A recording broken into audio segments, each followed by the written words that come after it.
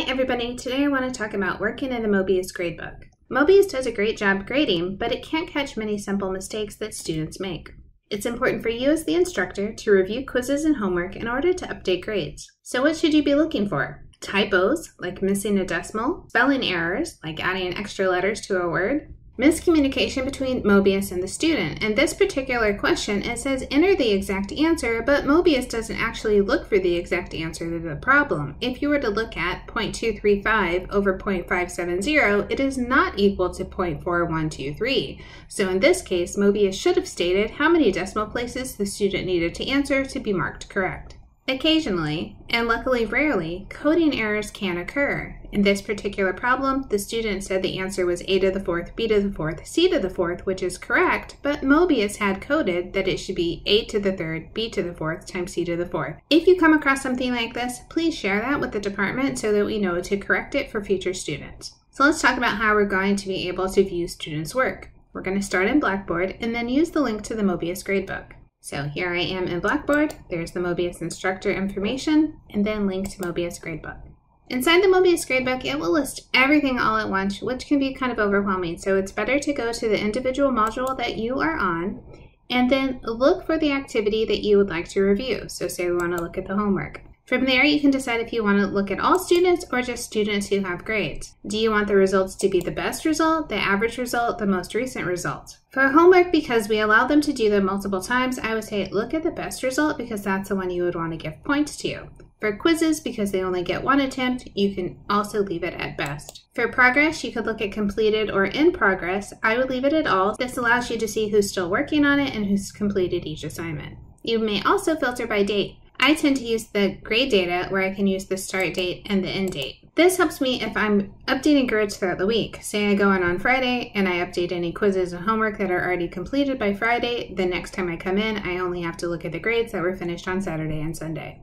Once I've decided what I want to look at, I hit search. Search will give me the list of the students and the grades. From the chart, you can click on the actual grade to get to the student's work.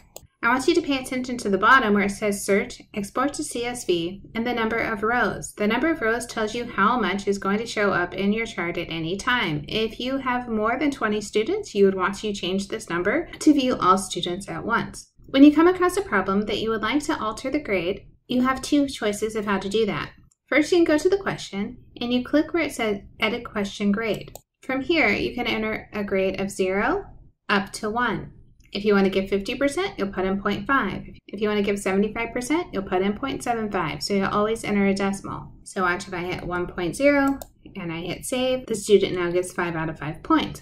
But notice, it still marks the student as wrong. So let's change that back to a 0. Let me show you an alternative way to change the grade. You can click on the edit, and here I'm going to give full credit for this problem because it was just a typo. When I click save, notice now it changes the question to be incorrect, and it also changed it to 5 out of 5. So you have two options for how to change the grade. For questions that have multiple parts, you're going to find the edit part grade to be very helpful. As you're going through, if you find a part that you want to give partial credit for, like this one that's missing the decimal place, you want to click on the edit part grade, put how many points you're going to award, and hit save. This will update the grade and it won't require you to figure out the calculation of what percent of the whole you need to give for the problem. Because if the problem has 11 points, you'll need to go through and count how many parts they got correct. So I think you're going to find it's much easier to do each little piece than to try to calculate what percentage they need overall. Let's take one more look at the number of rows that are showing. Here I showed you there are 10 rows showing.